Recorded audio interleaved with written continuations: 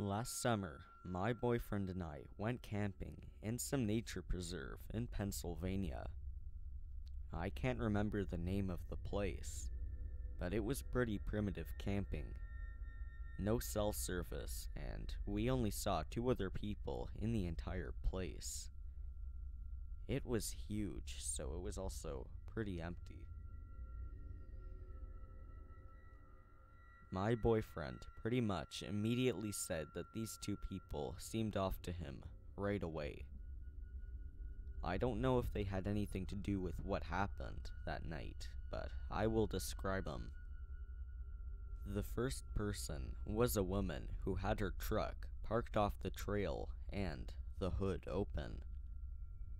I don't really notice these types of things, but my boyfriend said it looked to him like she was waiting for someone to pull off beside her and offer to help her with her truck. Normally, my boyfriend is the type to at least offer to call somebody, but he said she creeped him out enough and he didn't want to draw her attention any more than what's necessary. The next person we saw drove by several times while we were setting up. He just kept driving by, slowly, and looking at us. I didn't even notice though, until my boyfriend pointed out that he'd already done that twice.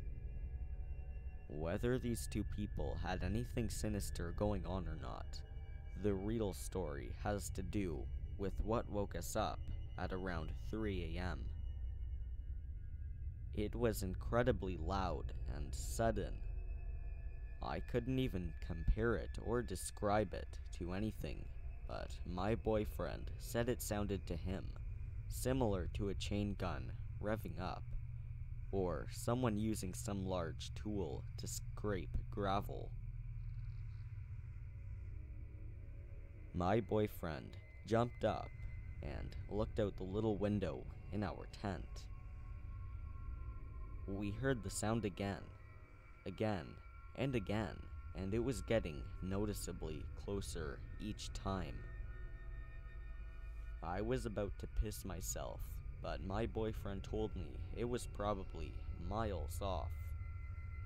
I didn't question this because loud noises can be heard from miles off, right? Well, later, my boyfriend told me that he only told me that because he didn't want to scare me. The sounds we heard really did sound like they were coming from right down the little dirt road. At one point, he said he suspected it was right in front of our campsite. The only reason he didn't tell me to get out and dart for the car was because he was afraid it could be someone trying to scare us out of the tent for some dreadful reason. He whispered for me to just go back to sleep. However, I could not, because every little sound I heard outside sounded like someone sneaking up to the tent. Eventually, my boyfriend told me to get out and help him pack up. It was maybe 20 minutes after the sound had stopped.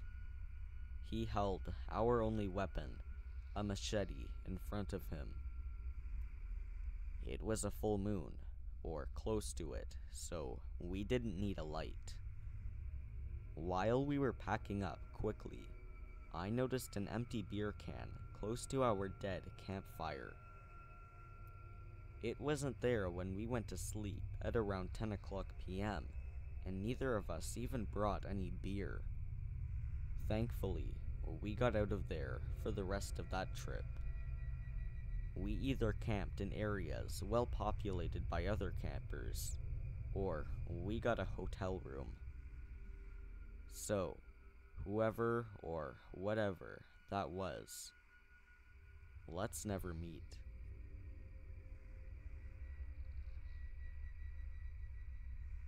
I am 19 years old, and I have been a Boy Scout all of my life.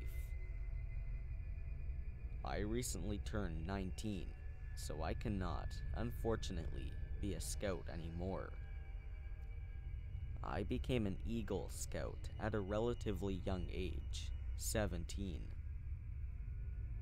Me and a few of my friends have been in the troop since we were 11. We went through the rankings together, and all of our experiences revolved around each other. We grew up in a rural area in New Jersey, so we all love the outdoors. Camping, hunting, and fishing was our shit. One of my friends, Luke, asked me and my other friends, Mark, Nick, and Owen, if we wanted to go out to a hunting reserve in Pennsylvania. His uncle owned about 8 acres of a woodlands with streams and lakes. He invited us for a 4-day-long camping and various other activities trip. Since we were all into that stuff, it was set. We drove out on a Thursday night, and it took about an hour and a half to get there. Once we got there, we went to a wooden cabin that Luke's uncle was letting him borrow.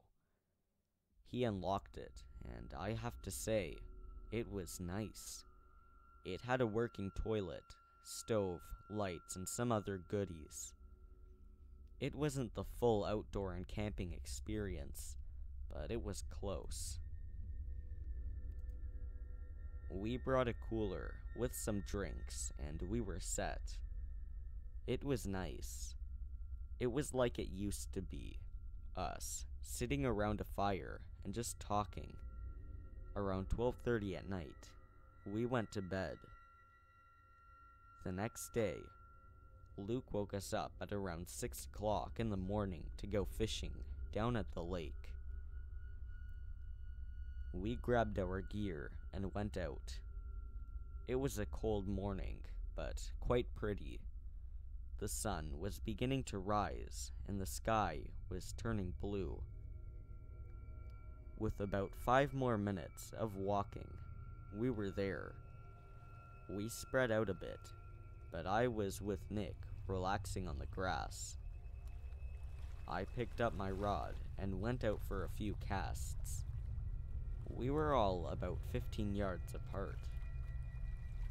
The lake was very, very large, so you can barely see the other side. I was casting, and Nick muttered, "What the fuck?" I turned around and asked him what was up. He pointed diagonally across the lake. There was a faint figure standing there. It looked tall, but I couldn't really make out anything else. I looked back at Nick, and I called Luke, Mark, and Owen back. We showed them, and it just kept standing there. We slowly walked away and went back to the cabin. We mostly forgot about it, playing cards and listening to music. It was about 1:30 p.m., and we were getting hungry. We went out, back to a little charcoal grill, and we put some burger patties that we brought on the grill. We fired it up, and Owen, being the best cook, made them.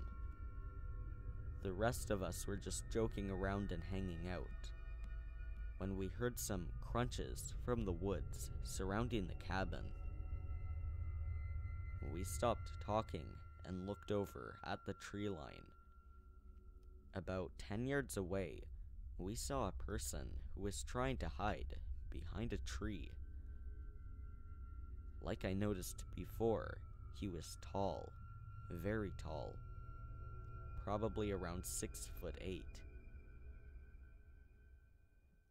We were scared shitless, and we lost it when we saw a head turn around from the tree.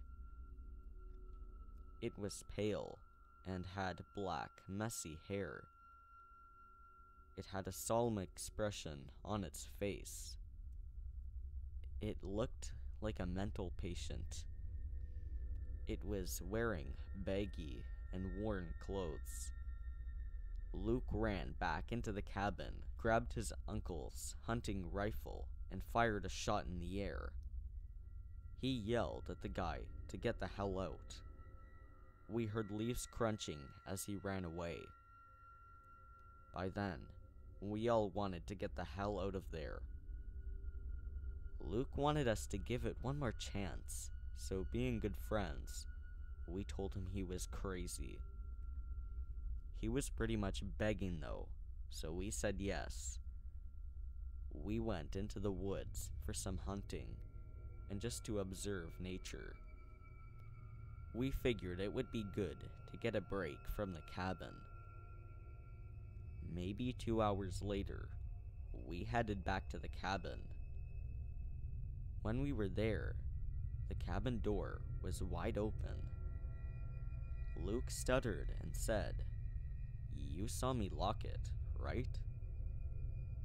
We said yes, as he made a big deal about it to make sure we were all safe. We were armed, so we raised our weapons and walked in. Inside, the place was ransacked. Most of the food and beer was gone. A few personal items weren't there, and there was a note on Luke's bed. It had only 4 words on it. It said his uncle's full name and Luke's. That was it. We grabbed our shit, hopped back into the car, and drove the fuck out of there.